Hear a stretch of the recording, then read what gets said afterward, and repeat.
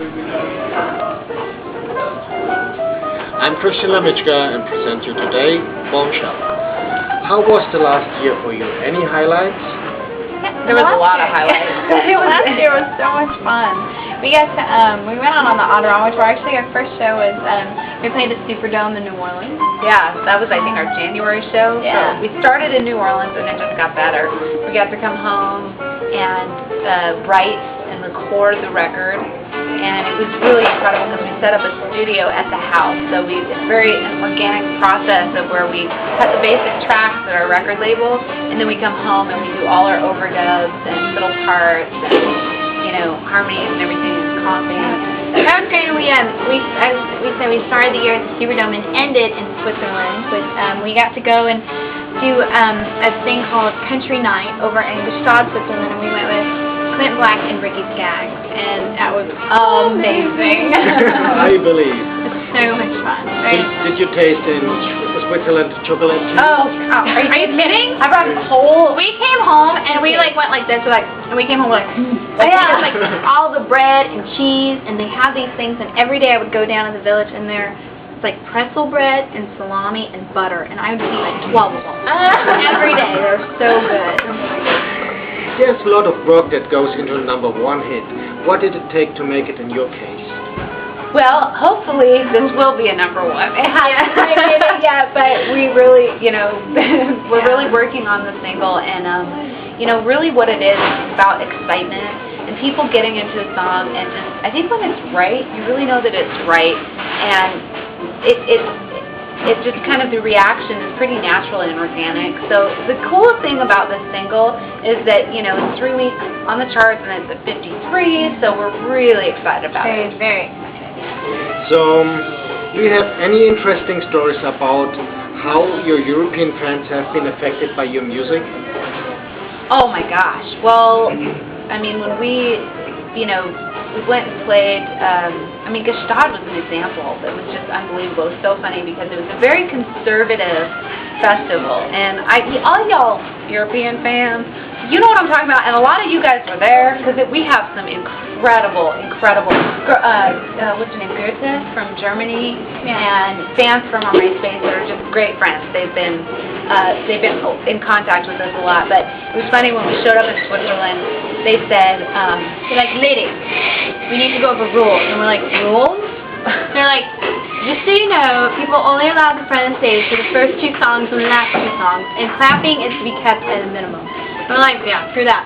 So, by the end of it, they were just bouncing out of their seats and hooping and hollering, and I mean that was really cool to see that we kind of shook them up and took them out of their comfort zone and what they knew. Yeah, and we got to sing. It's like this. Do you know what song? I'm not confirmed with. I know, but I mean, what is it? What did I think? It's a German. No, it's a Swiss lullaby. Yeah. And it was amazing because we sang it during the show, and the whole audience participated. And of course, if I actually try and sing it, I'll mess it up now. But at the time, we did a great job. Hopefully.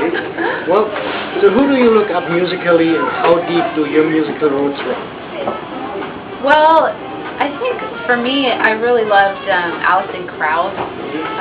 She came to my hometown in Sandpoint when I was maybe 10, and I saw her concert, and she played fiddle, and she was just amazing. But then when I saw Garth Brooks, his live show in New York, oh my goodness, it just changed my life. I just thought, I want to do that. Came in on a helicopter. It's getting better. No, I grew up listening to Reba, Leanne, Garth. I mean, ever since I was really, really young. So, I mean, they've affected me musically more than any other artist has. So, what was your big break that got you into the music business? My big break happened on that street corner right across the street. I was walking down the street, and I had seen this show over in the stadium, and it was at Fanfare, and I'd watched Trick Pony play, and I thought, that is the band that I want to be like. They are amazing, and I got to find out who manages them, because he just obviously has a great vision. and it was really bizarre. I had gone up to my office and I Googled Chuck Howard, who's their manager and their producer, and I walked out of CMT where I was interning, and we literally ran into him on the street. Ran into him. And it was really random, and I was like, hey bud, you know, I'm totally going to change your life. I'm going to do a duo, and I'm going to make you a bunch of money. And you know, these music guys, when you say money, that's the magic word. Like, that's all you have to do. Like, really, I love money. For me, I sent a tape into the Ellen DeGeneres show when I was 15. And one of the producers had called me, and she said, you know, I know somebody that I want to introduce you to, and it was Brian McKnight's manager. And at the time, Brian was starting a development deal, and so I was with them for a good 4 years, and then, you know, I came out here and met with Christy, and I've been doing it ever since. So what does it take to be a country artist? I think a lot of determination. Yeah, a lot of persistence.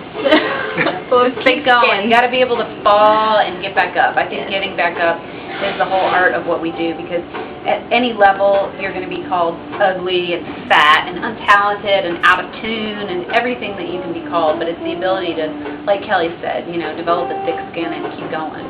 So what moments in your young career stand out in your memories as highlight and achievements you are proud of? I'd say I'm most proud that I was like an 8-year-old that would get up on stage and sing for anybody who'd listen. And I know that sounds like really small. I think for when you're 8 years old and you go like, this is what I want to do, and I'm going to do it. And for me, that's just such a big achievement to win. And then also to be 52 on the charts is like amazing. So very excited. Well, that's definitely, this is the highlight of my life right now. 52 on the charts. I'm really excited. Because what we have to explain is you guys in Europe are much more accepting than the States. Like, they are very critical over here of music, and so honestly we broke bigger in Europe with Bomshel Stomp and things like that than we ever did over here. So, but I think my biggest musical moment, this is so lame, but I played the Bach double when I was like 11 in Fort Steele, Canada, and actually having learned that, that was probably my greatest moment, like musically, when I was little. Okay, so what can your fans expect to see when they see you in concert? A lot of energy, and I don't know, I hope that they expect to come and have fun and feel like they got their money's worth, but really, I mean, you're just going to see a lot of over-the-topness. Yeah, hopefully it's just great entertainment, along with great songs. And, you know, you feel like you really got your money's worth when you come to our show. We just definitely don't stand there and, you know, hold the microphone and guitars and sing. We really try and put on a show and be entertaining and put everything we've got into the shows. Fans are always hungry for good road stories. Do you have one you can tell? Yeah, we've got a lot of them. Can we tell them? Sure, I know, yes, I don't know if we can. Yeah, I don't think we can. Staying on camera, but, man, you know, one of the greatest road stories I felt like was our first show was at Winfield, Kansas. Oh, that one, yeah. Oh wait, well, I was thinking of the Superdome. We got to play the first night, the start of Mardi Gras. It was the first night of Mardi Gras, and that was just unbelievable. But then we were going to Winfield, Kansas. Yeah, and our manager called me, he goes, guys, it was my first bus trip ever. He goes, guys, I have a great deal on the bus. He goes, driving it down from Kansas. You're going to go to Kansas and right back. I'm like, right. So they pick us up, and it's like this old school, like, 70s bus that is absolutely falling apart. And the driver wasn't had any sleep. Bugs, yeah, the driver had slept nothing. There was bugs in our bunk. Yeah, he had to pull over and sleep, and which made us, like, we got there maybe an hour before our show. And then Chrissy and I were getting ready, and all of a sudden we're like, what do they smell? And all of a sudden the bus starts smoking, and like the generator or something blew up under the bus. Our bus exploded. Only on the Bomshel bus. So we were like, half our hair was curled, and we're like, holy crap, thank God. I think it was Rodeo Junkies or somebody let us get on their bus. And they were like, get everything off the bus quick. So we emptied off the bus in like 4 minutes. Oh, yeah. So it looked like, you know, oh, it was hysterical. It looked like a ghetto right out in front of our bus. We had just junk everywhere. It was horrible. Yeah, I mean, if something's going to happen, it's going to happen to us. So. True. There you go. Thanks for the interview. Thank See you. soon. Thank you. Do I say guten Tag? Sorry. Well, guten Abend. Guten Abend. Sorry. Okay, guten Abend. Sorry. Thank you. Cool.